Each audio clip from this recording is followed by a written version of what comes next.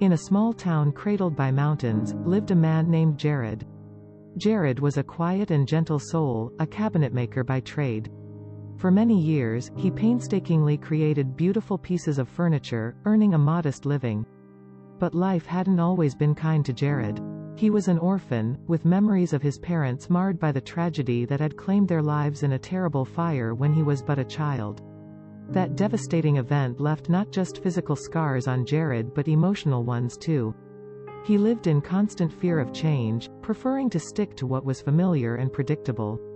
One day, as Jared was finishing up a beautiful oak table in his workshop, he heard a strange crackling sound, not unlike that of burning wood. A sense of dread washed over him. He turned around to find his workshop enveloped in flames. Panic seized him. He scrambled for safety, barely managing to escape the inferno. But not without losing everything. His workshop, his tools, his finished and unfinished pieces, all were turned to ashes.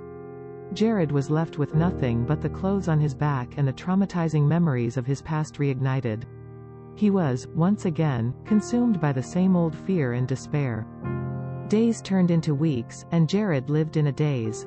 The townsfolk, kind as they were, offered him help, but Jared was lost in his despair.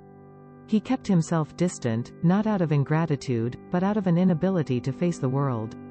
One day, while wandering aimlessly on the outskirts of the town, Jared came upon an old, wise woman named Agnes.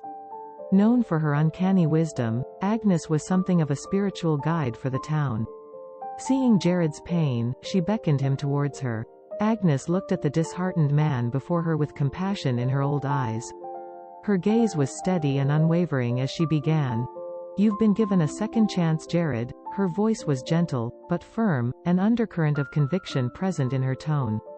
She saw the confusion in his eyes and continued, "I know it's hard. The ashes of your past life are still warm, the loss is still raw, and it seems like the world around you is crumbling. But it's in this rubble and ash that you have the opportunity to rebuild yourself." A sigh of resignation escaped Jared's lips. The words, although comforting, seemed to bounce off him. His pain felt too heavy, his grief too dense. He raised his eyes to meet Agnes's. "What good is a new beginning when all I know and love has turned to ashes?" he asked, the despair in his voice palpable.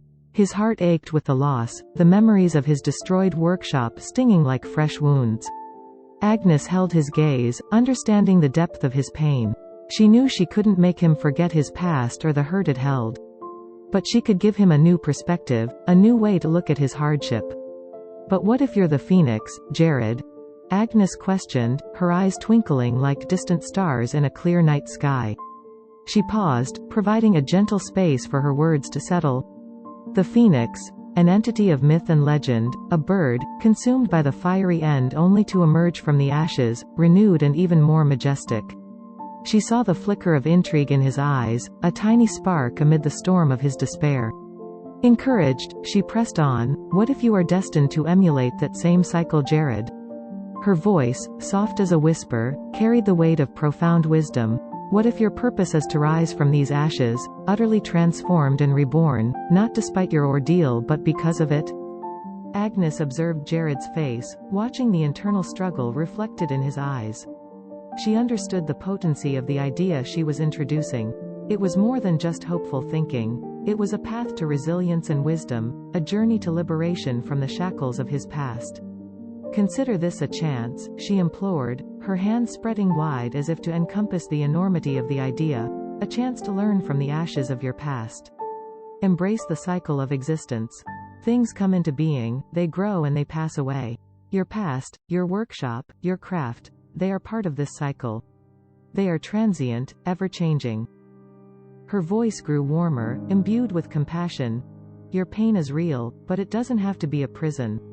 It can be your teacher, your guide on this path to transformation. Embrace the impermanence of life, Jared. Learn to cherish the preciousness of each moment, knowing it is fleeting, unique. Through this, you gain wisdom, resilience." She met his gaze once more. "Remember, what you've lost was indeed a part of you, it has shaped you, but it does not confine your potential. You are much more than the sum of your past experiences. You have the ability to rise, to redefine your narrative, to start anew. As her words ebbed away, the silence held a powerful resonance. It was as if Agnes had lit a beacon within Jared's storm, guiding him towards an unexplored path. A path of transformation, of self-discovery, one that emerged, like a phoenix, from the ashes of his past. Embracing the spark of resolve that had begun to glow within him, Jared embarked on a journey of personal transformation. He started to perceive the fire, not as a crippling disaster but as an unexpected catalyst for change, a forge for his metamorphosis. He realized that the event, as catastrophic as it was, had not stolen his essence but had merely reshaped his reality. With the help of the townsfolk, he methodically set about rebuilding his workshop, stone by stone, brick by brick. The workshop stood not just as a physical structure, but a monument to his resilience, a testament to his acceptance of life's transience, and his willingness to navigate the currents of change. When it came to crafting new tools, he approached the task with patience and mindfulness. Each tool he created was more than just an instrument of trade, it was a tangible symbol of his internal transformation. Every stroke, every carving represented a piece of his reclaimed life. His workbench became a place of reflection and learning, his craft turning into a meditative practice. In the process, he discovered an untapped well of creativity within him. As he crafted each new piece of furniture, he found himself experimenting with new designs and techniques. The traditional and predictable styles that he had once adhered to gave way to pieces brimming with unmatched flair and originality. Each piece was a testament to his journey, each marking a step in his transformation, reflecting his newfound perspective and depth. The fear and dread that had once consumed him began to serve a new purpose. Rather than being paralyzing, it became a driving force, a motivator, fueling his creativity and resilience.